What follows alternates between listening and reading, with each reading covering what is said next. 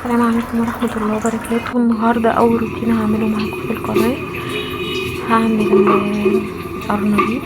يا رب أكون عند حسن ظنكم، يا رب وأكون خفيفة كده على قلوبكم. اللهم صل على سيدنا محمد. النهاردة هعمل قرنبيط وهعمل عجة بالبيض. هنجيب أول حاجة حلة نحط فيها مية وشوية كمون، وبعد كده هنجيب القرنبيط ننزله يتسلق كويس. هننزل بالخضرة عندنا، هنجيبها مغسولة ونقطعها. وهنا القرنبيط بيتسلق تمام، وانا بقلبه على الوش التاني لازم يستوي كويس. بحط في المية كمون بس، مش بحط اي اضافات تاني، مش بحط ملح. وفي الناحية التانية بجيب طاسة بحطها على النار عشان العجة لازم احمر بصلاية كده زي ما انتوا شايفين. ادعموني بالاشتراك ولايك حلو منكم، وكمان يا رب اكون خفيفة عليكم، يا رب ساعدوني يا رب، رزقنا جميعا يا رب، اللهم امين. وكده البصلاية ابتدت تتحمر، عايزاها متحمرة، وبعد كده هسيبها تبرد شوية عشان احطها على العجينة بتاعة العجة تمام. يا رب اكون خفيفة على قلوبكم، اللهم امين. هنا بجيب طبق دقيق، في دقيق وفي الطاجن بتاعتي كمون وكزبرة وفلفل اسود وحبة نعناع. هنا كانت البصلة اتحمرت تماما، وهنا هحط مية الاول عشان اعمل العجينة عشان ما تتشبك كتير. لازم يا جماعة نبقى موفرين في الايام اللي ما يعلم ربنا دي، عشان كل حاجة بصراحة بقت غالية، بس الحمد لله يعني على الستر، الحمد لله على الستر وعلى الصحة. هنا بحط مية، بضيف مية وهعمل العجينة بتاعة القرنبيط وبتاعة العجة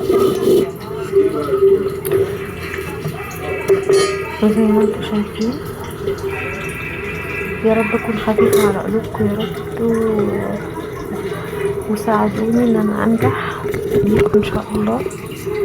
كده انا بظبط الكاميرا على فكرة. الاكلة دي سهلة وبسيطة وسريعة، يعني سهلة ومش مستاهلة اي حاجة. كده بقلب الدقيق معاكم زي ما انتوا شايفين اهو. يا رب الصوت يكون واضح والاضاءة تكون كويسة. نزلت في الملح بعد التوابل طبعا ما حطيتها.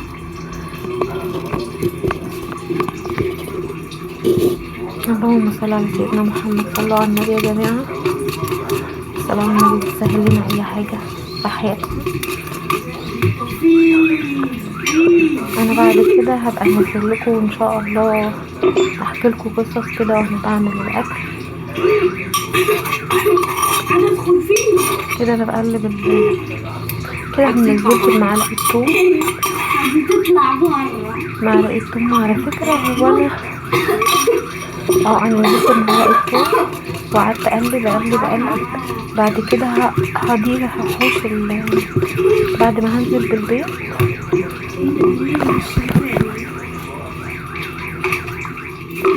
شجعوني بالله عليكم ان انا انجح ودعموني، يا رب اكون خفيفة يا رب على قلوبكم، يا رب يا رب. كده جبت 6 بيضات تمام، وهنزل بيهم واحدة واحدة. انا حطيت 6 بيضات عشان خاطر هعمل عجة. لو انا مش هعمل عجة ممكن استعمل 4 بيضات بس. ادي جبنا اول بيضة، اللهم صل على النبي، وادي تاني بيضة، اللهم صل على سيدنا محمد. يا رب يا رب المحتوى يعجبكم يا رب، يا رب وتكونوا سبب ليا في النجاح يا رب، وفي رزق اولادي يا رب. كده انا بضرب البيض مع العجينة اللي انا عملتها، واضربها كويس جدا. دي اخر بيضة، دي كانت البيضة الثابتة اللي انا حطيتها. اسفة ان البيضة وقعت لان ابني كان جنبي عمال يتكلم وبصراحة كنت مرتبكة. انا اول مرة ليا محتوى ان انا اعمله معاكم، ويا رب اكون خفيفة على قلوبكم يا رب يا رب. زي ما انتوا شايفين اهو، نزلت فلفل اسود بعد ما حطيت البيض، عشان انتوا عارفين البيض بيبقى فيه زفارة، واحنا كلنا ما بنحبش الزفارة بتاعت البيض دي. قعدت اقلب، اللهم صل على سيدنا محمد. انا ان شاء الله بعد كده هحكي لكم قصص وانا بعمل الاكل بحيث ان احنا نتسلى. وهنا نزلت بالخضره، كانت شكلها حلو جدا الخضره زي ما انتم شايفين، كان كزبره وشبت. انا ما بحبش البقدونس قوي في القرنبيط. يبقى نزلنا بالخضره، نزلنا بدقيق، كزبره وكمون وفلفل اسود. واول حاجه لازم نعملها، لازم نحط ميه للدقيق وندوبه زي عجينه، وبعد كده هننزل بالبيض. الطريقه دي موفره جدا ومش هتاخد بيض كتير وحلوه جدا، وطعمها والله العظيم لذيذه جدا جدا جدا. دي حاجه انا معتمداها وبعملها من سنين. كده الخلطه بتاعتنا جهزت اهو. هنقسم بقى نصين، لان انا هاخد البصل ده بتاع العجة اهو، دي بصلايه، لان انا عندي ما بيحبوش البصل كتير.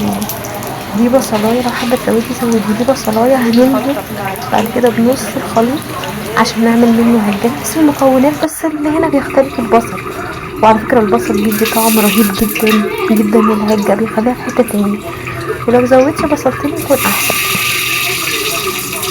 تمام كده. الطبق البرتقاني ده، هنا انا حطيت شطه.